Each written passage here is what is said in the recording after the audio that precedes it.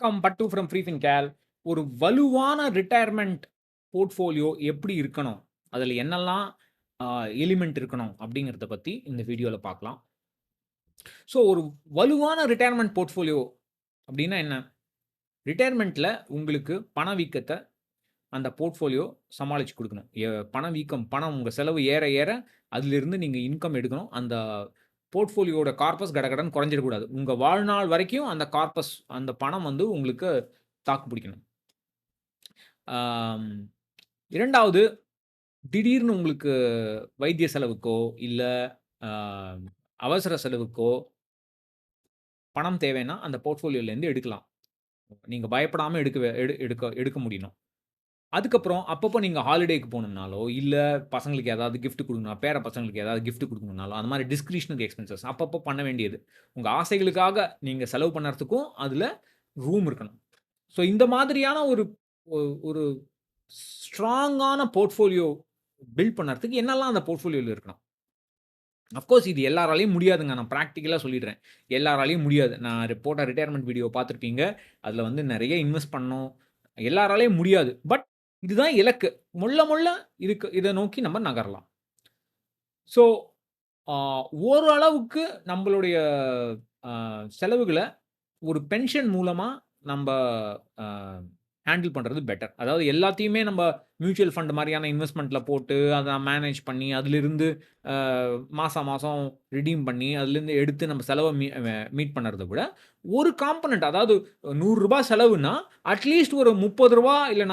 40க்கு பென்ஷன்லேருந்து நம்மளால ஹேண்டில் பண்ண முடியும் அப்டின்னா, இது பென்ஷன் வந்து சில பேருக்கு கவர்ன்மென்ட் பென்ஷனா இருக்கலாம், சில பேருக்கு கம்பெனி பென்ஷனா இருக்கலாம். சில பேருக்கு என்பிஎஸ் வழியா மேண்டட்டரி பென்ஷனா பண்ணி அதாவது வாங்கியே ஆகணும் பென்ஷனா இருக்கலாம். இல்ல அவங்களா பென்ஷன் பிளான் வாங்கலாம். ஸோ ஒரு காம்போனன்ட் வந்து ஒரு சின்ன காம்போனன்ட் பென்ஷனா இருக்கிறது நல்லது. ஏன்னா அது வந்து ஒரு ஃபிக்ஸ்ட் இன்கம் குடுக்கும். அதுக்கப்புறம் மீதி இருக்கிற போர்ட்ஃபோலியோ வந்து நீங்க பக்கெட் ஸ்ட்ராட்டஜின்னு சொல்லுவாங்க. நான் பக்கெட் ஸ்ட்ராட்டஜினா என்னன்னு ஒரு தனியா வீடியோல போடுறேன். அதாவது அ அ ஒரு 4, 5 இன்வெஸ்ட்மென்ட்ஸ்ல போடுவாங்க. ரிஸ்க் கம்மியா இருக்கிற இன்வெஸ்ட்மென்ட், கொஞ்சம் ரிஸ்க் ஹையரா இருக்கிற இன்வெஸ்ட்மென்ட், கொஞ்சம் அத விட ரிஸ்க் ஹையரா இருக்கிற இன்வெஸ்ட்மென்ட்ஸ்ல போட்டு, நம்ப அந்த போர்ட்ஃபோலியோவ மேனேஜ் பண்ணா தான், பணவீக்கத்த விட நம்மளுக்கு அ ஓரளவுக்கு ரிட்டர்ன் பணவீக்கத்த ஃபுல்லா முறியடிக்க முடியாட்டாலும், ஒரு 6% பணவீக்கம், 7% பணவீக்கத்த முறியடிக்க முடியாட்டாலும், அட்லீஸ்ட் அது பக்கத்திலயாவது அந்த போர்ட்ஃபோலியோ குரோ ஆவணும். 6% ஆவது குரோ ஆவணும். அந்த குரோ ஆற போர்ட்ஃபோலியோலருந்து மீதி செலவ நம்ப அ அதிலிருந்து மாசம் மாசம் எடுக்கணும். இத நான் டீட்டெயில்டா ரிட்டயர்மென்ட் பக்கெட் ஸ்ட்ராட்டஜினா என்னன்னு ஒரு தனியா வீடியோல போடுறேன். பட் இப்போதைக்கு அந்த பேசிக்கான ஐடியா நம்ம அந்த ரிட்டயர்மென்ட் வீடியோல சொல்லியிருந்தேன்னா, அந்த கார்பஸ்லேருந்து நீங்க இன்வெஸ்ட் பண்ணி அதிலிருந்து மாசா மாசம் ப பணத்த எடுத்து உங்களுடைய செலவுகளுக்காக நீங்க ஹேண்டில் பண்ணணும். அத தவிர பாசிவ் இன்கம் சொல்லுவாங்க. அதாவது நீங்க ஒரு சிஸ்டத்த பில்ட் பண்ணி செட்டப் பண்ணிட்டீங்கன்னா, அதிலிருந்து உங்களுக்கு இன்கம் வரும். ரொம்ப வேல பண்ண வேணாம். அப்பப்போ அத பார்த்துக்கிட்டா போதும். பாசிவ் இன்கம்ங்கிறது வந்து யூடியூப் சேனலா இருக்கலாம், வ்ளாகா இருக்கலாம், வெப்சைட்டா இருக்கலாம். வேற என்ன மாரி டிஜிட்டல் கான்டென்ட்டா இருக்கலாம். ஆ இல்ல ஸ்டாக்ஸ்லேருந்து டிவிடெண்ட்ஸா இருக்கலாம். இல்ல ரியல் எஸ்டேட்ல இருக்கலாம்.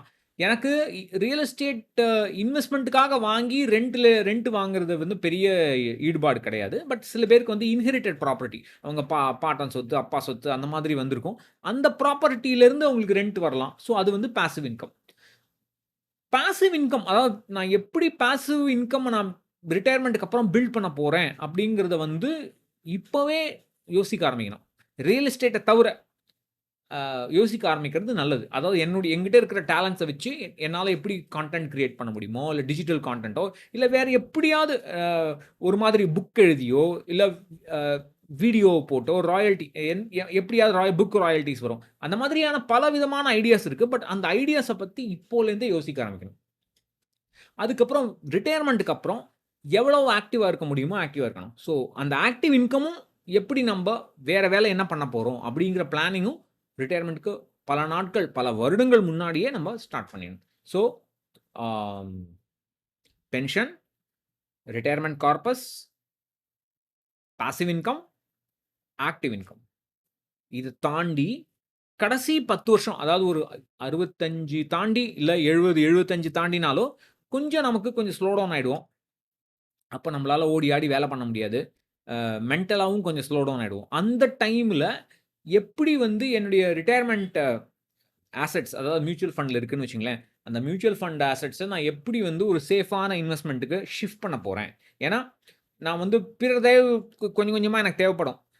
அப்போ வந்து என்னுடைய சேஃபா இருந்தா எனக்கு பெட்டர். அந்த டைம்ல நான் எப்படி என்னுடைய ரிட்டயர்மென்ட் அசெட்ஸ நான் சேஃபா ஹேண்டில் பண்ண போறேன். அது நான் தனியா இன்னொரு வீடியோல எக்ஸ்ப்ளைன் பண்றேன். பட் இது ஒரு ஐட்டமா நம்ம பார்க்கலாம். லிஸ்ட்ல ஒரு ஐட்டமா பார்க்கலாம். அது எப்படி நான் ஹேண்டில் பண்ண போறேன்? என்னுடைய last 10 years of life or last 5 years of லைஃப்ப நான் எப்படி என்னுடைய முதுமைய ஹேண்டில் பண்ண போறேன்? அ அ அப்படிங்கிறது ஒரு பிளான் இருக்கணும். ஆம்.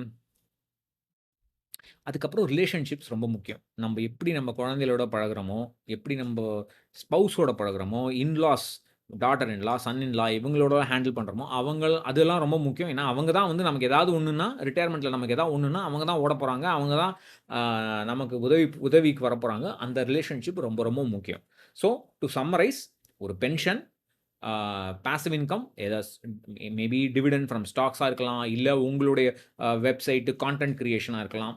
இல்ல உங்களுக்கு ஏற்கனவே ப்ராப்பர்ட்டி இருந்தா, ப்ராப்பர்ட்டி இன்கம்மா இருக்கலாம். அதுக்கப்புறம் கார்பஸ்லிருந்து நீங்க இன்வெஸ்ட் அதாவது நீங்க இதுவரைக்கும் கிரியேட் பண்ண லம்ப் சம்ம எப்படி இன்வெஸ்ட் பண்ணி அதுலேருந்து இன்கம் வாங்க போறீங்க. ஸோ கார்பஸ், பாசிவ் இன்கம், ஆ பென்ஷன், ஆக்டிவ் இன்கம் நீங்க ஏதாவது ஒரு சின்ன வேலைய அப்பப்போ பண்ணி அதிலிருந்து வர இன்கம் உங்களுக்கு அது ஆக்டிவா பிசிக்கலி, மென்டலி ஆக்டிவா இருக்கலாம். அதுக்கப்புறம் ரிலேஷன்ஷிப்ஸ் அண்ட் கடைசி காலத்தில அதாவது last 10 years of your life நீங்க எப்படி உங்களுடைய ரிட்டயர்மென்ட் போர்ட்ஃபோலியோவ சிம்பிள் ஆக்க போறீங்க. அதாவது நீங்க இந்த மியூச்சுவல் ஃபண்ட்லலாம் போடுறது முக்காவாசி பணம் பேங்க்ல கூட வச்சுக்கலாம். கேஷா கூட வச்சுக்கலாம். Last 5 years, 10 years. அதுல ஏன்னா ரொம்ப வளர வேணாம் அந்த டைம்ல. ஸோ அந்த பிளானிங் அதுக்கு ரொம்ப இன்வால்வ்டான ஐடியா. பட் ஸ்டில் அந்த அந்த ஒரு பிளானிங்கும் இருக்கணும். பட் இதெல்லாம் வந்து நான் எதுக்கு சொல்றேன்னா, நீங்க இப்பவே இதெல்லாம் வந்து யோசிக்க ஆரம்பிச்சா தான் அப்புறமா பிளான் பண்ண முடியும். திடீர்னு உங்களுக்கு அ ரிட்டயர்மென்ட் அப்புறம் வரும் அப்படிலாம் யோசிச்சா டக்குன்னு வந்துரும். ஸோ அப்ப வந்து உங்களுக்கு பிளான் பண்றத விட இந்த ஐடியாஸ்லாம் நீங்க எங்கேயாவது எழுதி வச்சு நீங்க இத பத்தி கொஞ்சம் உங்களுக்கு அந்த டைம் கிடைக்குதோ, அத பத்தி கொஞ்சம் கொஞ்சமா யோசிச்சீங்கன்னா, உங்களால பெட்டரா அத ஹேண்டில் பண்ண முடியுங்கிறதுக்கு தான் இத பத்தி பேசுறேன். நன்றி, வணக்கம்.